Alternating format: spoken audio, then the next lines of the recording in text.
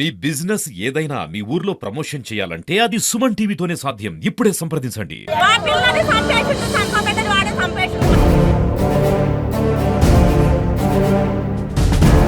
ఆ దళిత బిడ్డలకు ఎందుకు న్యాయం జరగట్లేదు?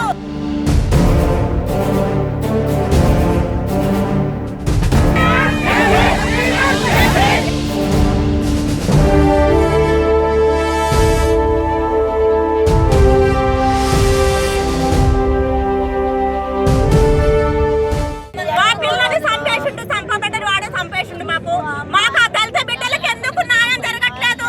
మాకు అన్యాయం ఎందుకు జరుగుతుంది? ఆయనకి ఎందుకు న్యాయం జరుగుతుంది? ఈ ప్రభుత్వం ఇప్పుడు ఏ పిల్లైనా ఇంతే కదా, ఈ పిల్ల కాకపోతే ఇంకో పిల్లని పాడు చేస్తాడు. మాకు సరెంట్ అయిపోవాలి. దయచేసి పోలే వాళ్ళకి మేము ఒకటే కోరుకుంటున్నాము. మా దళిత బిడ్డకి అన్యాయం జరిగింది సార్, మాకు వాడిని లొంగిపోమ్మని చెప్పండి. ఉన్న కాల్లో ఆ పిల్లని వేసుకొని ఈ తీరుగా తల్లిదండ్రులు రోడ్డు మీద ఎవరైనా ఉన్నారా? వీళ్ళకే జరిగిందా నా అన్యాయము? మొత్తం అన్యాయం చేసి న్యాయం వాడి వైపే ఉంది, అన్యాయం వైపు వీళ్ళ వైపే ఉంది. 22 సంవత్సరాల పిల్లని సంపబడింది సార్. మా మహిళ ఇప్పుడు ఒక పిల్ల, ఒక చదువుకున్న విద్యార్థి డ్యూటీ చేసుకొని పంచుకున్న విద్యార్థిని చంపేసిండు సార్. ఆ నందకిషోర్ అన్న ఇక్కడికి మాకు రావాలి, సరెంట్ అయిపోవాలి సార్. మా డిమాండ్ ఇది సార్, మా బాధ ఇది సార్. పిల్ల కూడా రావాలి సార్. ఆ పిల్ల కూడా తెచ్చుకోవాలి. ఇద్దరు చేశారు. మా డిమాండ్ ఇది, ఆ పిల్ల కూడా రావాలి. దయచేసి మేము పోలీస్ అధికారులకు కూడా ఇదే వాళ్ళకు కూడా ఇదే చెప్తున్నాము.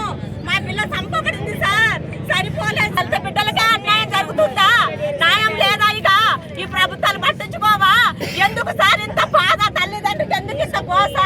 ఇంతకు అన్యాయం ఎందుకు సార్?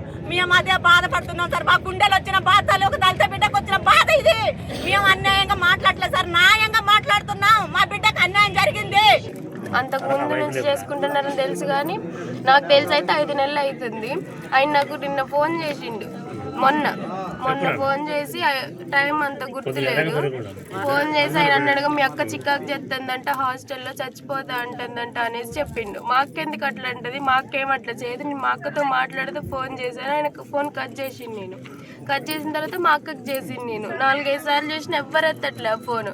మా అక్క పక్కన ఇంకొక అమ్మాయి ఉంటుంది, ఆ అమ్మాయికి ఫోన్ చేసిన, ఆ అమ్మాయి కూడా 2-3 సార్లకు ఎత్తలేదు. తర్వాత ఎత్తి మీ అక్క ఊరేసుకుంది, చచ్చిపోయింది, ముక్కులోంచి నోట్లోంచి రక్తం వస్తుంది అని చెప్పింది. నేను అమ్మని నాకు వీడియో కాల్ చేసి చూపియండి, మా అక్క అట్ట చేసుకోదని చెప్పిన. నేను ఆ ఫోన్ కట్ చేసి వాళ్ళకి వీడియో కాల్ చేస్తుంటే ఇక నా ఫోన్ ఎత్తలేదు వాళ్ళు. ఇంక నేను మళ్ళీ ఆ అబ్బాయికి ఫోన్ చేసిన, అసలు ఏమైంది, ఎందుకు అట్లా చెప్తున్నారు, నిజం చెప్పండి అని చెప్తే ఆ అబ్బాయి అన్నాడు కదా, నాకు కొంచెం డౌట్ వచ్చి మీ అక్క మీద నేను ఆ పక్కనున్న అమ్మాయిని మీ అక్క ఫోన్ చెక్ చేయమని చెప్పిన.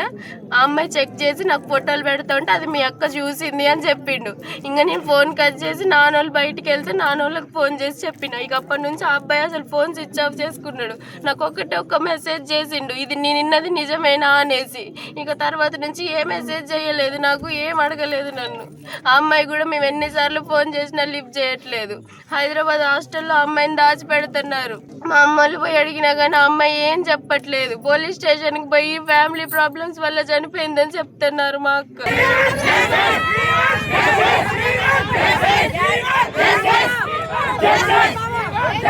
మా పిల్లని సంపేషిండు సంపబెట్టని వాడే సంపేషిండు.